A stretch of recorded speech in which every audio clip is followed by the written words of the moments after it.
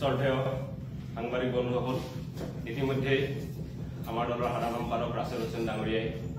Advantage Assam 2.0 সন্দৰ্ভত আমাৰ দলৰ বক্তব্য আপোনালোকক আগবঢ়ালে।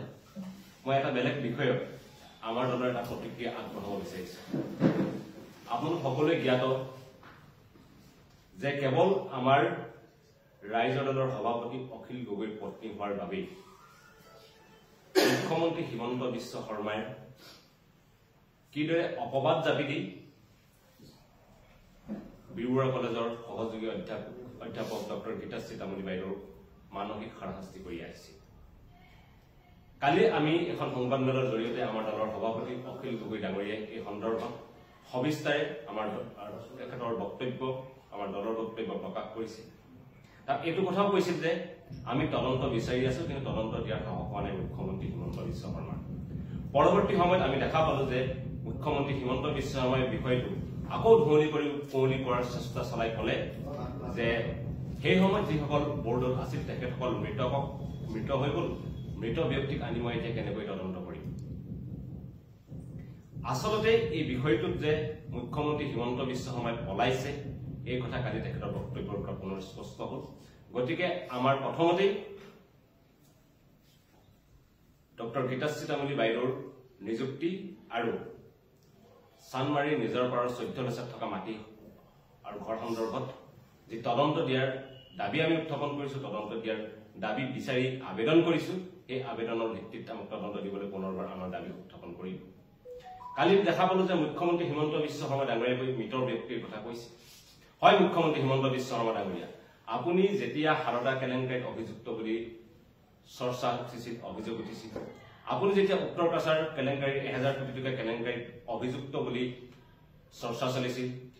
আপুনি যেতিয়া লুইবাজাৰ কেলেংকাৰীত অভিযুক্ত বুলি চৰ্চা চলিছিল, আপুনি যেতিয়া টাটা আইনত গ্ৰেপ্তাৰ হোৱা বুলি টেডাৰ আইনত গ্ৰেপ্তাৰ হৈছিল, কি কাৰণে গ্ৰেপ্তাৰ হৈছিল বুলি তাত বিভিন্ন উগ্ৰপন্থী লিংক, তাত আপুনি ধন দাবী কৰাৰ অভিযোগ জড়িত হৈ আছিল।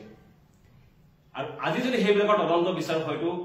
তাত সাক্ষ্যৰ প্ৰমাণ দিবলৈ বহু ব্যক্তি এতিয়া হয়তো জীৱিত নাথাকিবও পাৰে। কিন্তু মুখ্যমন্ত্ৰী হিমন্ত বিশ্ব শৰ্মা ডাঙৰীয়া,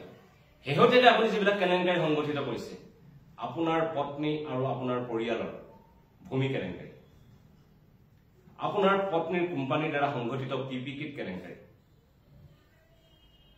আপোনাৰ পত্নীৰ ব্যৱসায়িক সহযোগীৰ দ্বাৰা হোৱা অভাৰব্ৰিজ কেলেংকাৰী, আপোনাৰ পত্নীৰ কোম্পানীৰ দ্বাৰা সংগঠিত ৰাজসাহায্য কেলেংকাৰী, এতিয়া এইকেইটা কেলেংকাৰী একদম শেহতীয়া ফ্ৰেছ কেলেংকাৰী। এই কেলেংকাৰীৰ গেটাত সাক্ষ্য প্ৰমাণ দিবলৈ হয়তো যিকেইজন মানুহ হয়তো লাগিব, সেইকেইজন মানুহ হয়তো কোনো মৃত হোৱা নাই, সকলো জীৱিত অৱস্থাত আছে। এতিয়া আমাৰ কথা হ'ল যে এই জীৱিত অৱস্থাত থকা মানুহকেইজনৰ সাক্ষ্য প্ৰমাণৰ ভিত্তিত আপোনাৰ পৰিয়াল জড়িত, আপোনাৰ পত্নী জড়িত বুলি অভিযুক্ত হৈ থকা ভূমি কেলেংকাৰীৰ, আপোনাৰ ৰাজসাহায্য কেলেংকাৰীৰ, পিপি কেলেংকাৰীৰ আৰু অভাৰব্ৰিজ কেলেংকাৰীৰ তদন্ত বিচৰাটো বাদেই তদন্ত দিয়াৰ সাহস আপোনাৰ হ'বনে? আমাৰ মুখ্যমন্ত্ৰী হিমন্ত বিশ্ব শৰ্মালৈ আমাৰ দলৰ ফালৰ পৰা এই কথা থাকিল। আৰু আমি দেখা পাইছো যে মুখ্যমন্ত্ৰী হিমন্ত বিশ্ব শৰ্মা মাষ্টৰক তেল মাৰিবলৈ গৈ তেখেতৰ ছাৰ্ভেণ্ট হিচাপে সৰুপথাৰ সমষ্টি বিধায়ক বিশ্বজিৎ ফুকনে বাৰেপতি এই বিষয়টোত সোমাই অনাহকতে তেখেতে মূৰ ঘমাই থকা আমি দেখাবলৈ পাইছো। ইতিমধ্যে বিশ্বজিৎ ফুকনক তেখেতৰ তৰল চিন্তাৰ বাবে ৰাইজে যথোচিত প্ৰত্যুত্তৰ তেখেতক সামাজিক মাধ্যমত দিছে, এই কথা কালি তেখেতে নিজে স্বীকাৰ কৰিছে। কিন্তু তেখেতে কালি পুনৰ আন এক বিবৃতি প্ৰকাশ কৰি একেবিলাক কথাকে আমি দোহাৰি থকা দেখিবলৈ পাইছো। বিশ্বজিৎ ফুকন ডাঙৰীয়া, আপুনি আজি বেলেগৰ বায়'ডাটাৰ কথা কবলৈ বিচাৰিছে। আজি আমি আপোনাৰ বায়'ডাটা অসমৰ ৰাইজক জনাব বিচাৰিছো। বিশ্বজিৎ ফুকন আচলতে কোন? বিশ্বজিৎ ফুকন আছিল সদৌ অসম ছাত্ৰ সন্থাৰ এজন বিষয়ববীয়া, তেখেতে কাৰ্যালয় সম্পাদক আছিল সদৌ অসম ছাত্ৰ সন্থা। আৰু আপোনালোকে জানে যে নুমলীগড় শোধনাগাৰ ঐতিহাসিক 855 জন শ্বহীদৰ চুক্তিৰ আধাৰত স্থাপিত হৈছিল নুমলীগড় শোধনাগাৰ। আৰু এই নুমলীগড় শোধনাগাৰত এটা ব্যৱস্থা আছিল যে স্থানীয় নিবনুৱাক টেংকাৰ অইলৰ তেলৰ টেংকাৰ তেখেতসকলে তাতে দিব পাৰিছে আৰু আচুত থাকোতে জাতীয়তাবাদৰ ঠিকা লৈ আচু লিডাৰবৰ সুবাদত বিশ্বজিৎ ফুকনে ইখনৰ পিছত সিখনকৈ টেংকাৰ দি আমি 21ৰ এফিডেভিটত হিচাপ পাইছো যে 13খনকৈ বেছি টেংকাৰ তেখেতে নুমলীগড় শোধনাগাৰ ইতিমধ্যে তেখেতে দি দিছে আচু লিডাৰবৰ সুবাদত আৰু যেতিয়া তেখেতে আচু ত্যাগ কৰি তেখেতে কিন্তু কোনো আঞ্চলিকতা পাতি দলত জইন কৰা নাছিল তেখেতে যোগ কৰিছিল ভাৰতীয় জাতীয় কংগ্ৰেছ তেখেতে 2011 চনত বিধানসভা নিৰ্বাচনত প্ৰতিদ্বন্দ্বিতাৰ কাৰণে টিকেট বিচাৰিছিলে নাপালে আৰু টিকেট নোপোৱাৰ লগে আমি দেখা পালো যে বিশ্বজিৎ ফুকন গৈ এবাৰ বিজেপি দলত যোগদান বিজেপি দলৰ পৰা 2016 চনত বিধায়ক বিশ্বজিৎ ফুকনে পুনৰবাৰ টিকেট বিচাৰিলে 2016 চনত বিধায়ক বিশ্বজিৎ ফুকনে টিকেট নাপালে টিকেট নাপায় তেখেতে নিৰ্দলীয় হিচাপে ফুলকবিৰ ছবিত সৰুপথাৰ সমষ্টিৰ পৰা প্ৰতিদ্বন্দ্বিতা কৰি তৃতীয় স্থানত থাকিব লগা হ'ল 6 বছৰৰ কাৰণে পাৰ্টিৰ পৰা নিলম্বিত হ'ল কিন্তু যিহেতু তেখেতৰ হিৰক মুখ্যমন্ত্ৰী হিমন্ত বিশ্ব শৰ্মাৰ আশীৰ্বাদ আছিল নিলম্বন প্ৰত্যাহাৰ হ'ল আৰু 2021 তেখেত পুনৰ বিধায়ক হ'ল এইটো বিধায়ক বিশ্বজিৎ ফুকন আপোনাৰ বায়'ডাটা আশু কৰি এনআইএনত ইখনৰ পিছত সিখন তেলৰ টেংকাৰ দিলে কংগ্ৰেছত যোগদান নকৰি বিজেপি যোগদান কৰিলে বিজেপিৰ টিকেট নাপাই নিৰ্দলীয়ভাৱে প্ৰতিদ্বন্দ্বিতা কৰিলে আৰু শেষত যেনিবা কোনোবাকে আপোনাৰ সেই যি সপোন যে বিধায়ক স্বাধীন হ'বই লাগিব যি দলৰে নহওক যি আদৰ্শতে মই নাথাকো কিয় মই বিধায়ক হ'বই লাগিব সেই সপোন যেনিবা আপোনাৰ চলি আনে এতিয়া আপুনি লোকৰ যে বায়'ডাটা দি ফুৰিছে আপোনাৰ বায়'ডাটাখন আমি অসমৰ ৰাজ্যক দি দিছো যে এইখনেই আচলতে বিধায়ক বিশ্বজিৎ ফুকনৰ বায়'ডাটা এতিয়া আপোনাক আমাৰ কেইটামান প্ৰত্যাহ্বান জনাব বিচাৰিছো প্ৰথম কথাটো হ'ল কৈছে যে আপুনি আচুত থাকোতে কেনেদৰে সুবিধা আদায় কৰিছে আমি ইতিমধ্যে কৈছো আৰু যেতিয়া আপুনি বিধায়ক হ'ল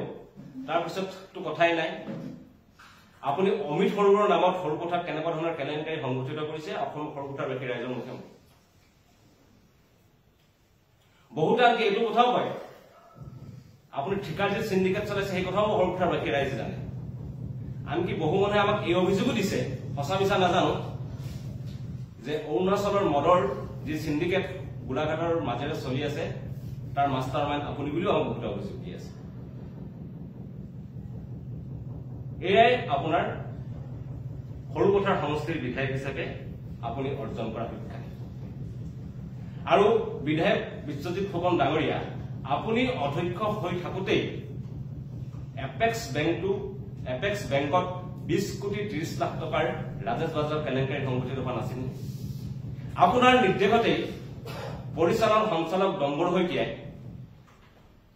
বেআইনীভাৱে কোনো ধৰণৰ প্ৰভিজন নথকা ডিমাণ্ড বিল পাৰ্চেজৰ জৰিয়তে ৰাজেশ বাজাজক 20 কোটি 30 লাখ টকাৰ ঋণ দিয়া নাছিল এই কেলেংকাৰী তদন্ত ক'ত গ'ল এই কেলেংকাৰী তদন্তৰ বিষয়ৰ সাহস আপোনাৰ হ'বনে অমিত সৰোবৰ কেলেংকাৰী তদন্তৰ বিষয়ৰ আপোনাৰ সাহস হ'বনে আপোনাৰ ওপৰত অভিযোগ উঠি থকা ঠিকাৰ সিন্ডিকেটৰ কেলেংকাৰী তদন্তৰ বিষয়ৰ আপোনাৰ সাহস হ'বনে আৰু শেহতীয়াকৈ মই নাজানো আপোনাৰ পত্নী প্ৰকৃতি ঠাকুৰৰ অৰ্হতা কি মই এই সম্পৰ্কে সঁচাকৈ নাজানো তথাপি এই সম্পৰ্কে বহুতে অভিযোগ তোলাইছে যে কেনেকৈ তেখেতে প্ৰিন্সিপাল হ'ল অধ্যক্ষ হ'ল তেখেতে অবৈধভাৱে প্ৰিন্সিপালৰ আসনখনত বহিছে যেতিয়া অভিযোগ উত্থাপন হৈছে তেতিয়া আপোনাৰ অন্তত এই বিষয়টোক লৈ তদন্ত বিষয়ৰ সাহস আপোনাৰ হ'বনে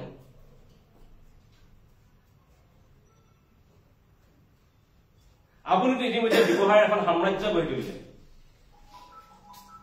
প্ৰথমে জাতীয়তাবাদী লিডাৰ হৈ কংগ্ৰেছৰ লিডাৰ হৈ এতিয়া বিজেপি এমএলএ হৈ আপোনাৰ ঘৰত এতিয়া টেংকাৰৰ লাৰি নিচিগা হাৰ 2-3টাকৈ তেল ডিপুৰ মালিক আপুনি চাহ বাগান খুলিছে টি ফেক্টৰী 2 হুইলাৰ ডিলাৰ আছে Kaziranga Golaghat town Morongi Borpathar town Sarupathar town ক'ত আপোনাৰ আজি মাটি নাই কেনেকৈ ইমান মাটি আপুনি স্থাবৰ আৰু অস্থাবৰ সম্পত্তি আপুনি সংগ্ৰহ কৰিছে আৰু এইদৰে কৰি আপুনি এটা কোম্পানীও খুলিছে কোম্পানীটোৰ নাম হৈছে চাংপুল টি প্ৰাইভেট লিমিটেড এই কোম্পানীটোৰ দুজন ডাইৰেক্টৰ, এজন হৈছে বিশ্বজিৎ ফুকন, আনজন হৈছে তেখেতৰ পত্নী প্ৰাপ্তি ঠাকুৰ। আৰু আমি যে কেইবাজন চিএৰ লগত কথা বতৰা পাতিছো, বিভিন্নজনে কৈছে নাই, যেতিয়া এজন ব্যক্তিয়ে চৰকাৰী কৰ্মচাৰী হৈ থাকিব তেখেতে কোনোপধ্যেই এটা প্ৰাইভেট কোম্পানীৰ ডাইৰেক্টৰ বা সঞ্চালক পদত থাকিব নোৱাৰে। অৰ্থাৎ আপোনাৰ পত্নীয়ে অবৈধভাৱে বেআইনীভাৱে চাংপুল টি প্ৰাইভেট লিমিটেডৰ ডাইৰেক্টৰ হৈ আছে। চৰকাৰী নীতি নিয়ম উলংঘা কৰি আপোনাৰ পত্নী প্ৰাপ্তি ঠাকুৰ আপুনি অবৈধ উপায়েৰে ধন সংগ্ৰহ কৰি গঢ়ি তোলা চাংপুল টি প্ৰাইভেট লিমিটেডৰ এজন ডাইৰেক্টৰ হৈছে। এই বিষয়টো, এই অভিযোগটো আমি আপোনাৰ দৃষ্টিগোচৰ কৰিছো। সেইকাৰণে বিশ্বজিৎ ফুকন ডাঙৰীয়া আকৌ এবাৰ কৈছো, এপেক্স বেংকৰ কেলেংকাৰী তদন্ত বিচাৰক আপোনাৰ যদি সাহস আছে, আপোনাৰ সমষ্টিত হৈ থকা অমিত সৰোবৰ খননৰ কেলেংকাৰী তদন্ত বিচাৰক। আপোনাৰ যদি সাহস আছে, আপোনাৰ সমষ্টিত আপুনি চলাই থকা ঠিকাৰ সিন্ডিকেটৰ তদন্ত বিচাৰক। আপোনাৰ যদি সাহস আছে, বহুতে অভিযোগ দিয়া অৰুণাচলী মদৰ সিন্ডিকেটৰ তাৰ তদন্ত বিচাৰ সাহস কৰক।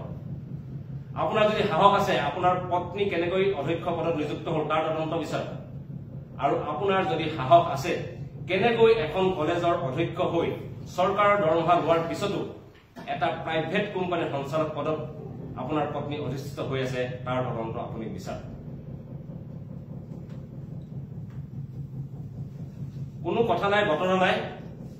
কেৱল নিজৰ মাষ্টৰক তেল মাৰিবলৈ গৈ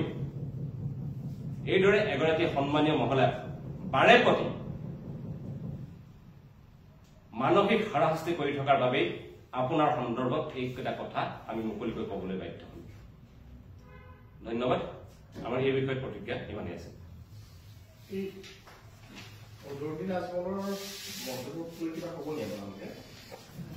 ক্ষেত্ৰত ক'বলৈ একো নাই। আমি সকলোৱে জানো যে আমাৰ এটা অসমীয়া বাক্য আছে যে আপোনাৰ ব্যৱহাৰে আপোনাৰ পৰিচয়, আৰু এই সন্দৰ্ভত চাগে ক'বলৈ আছে নেকি? বদৰুদ্দিন আজমলৰ বিষয়ে একো কথা উত্তৰ দিয়াৰ প্ৰয়োজন নাই, কাৰণ তেখেত এগৰাকী মৌলানা। আচলতে মৌলানা হয়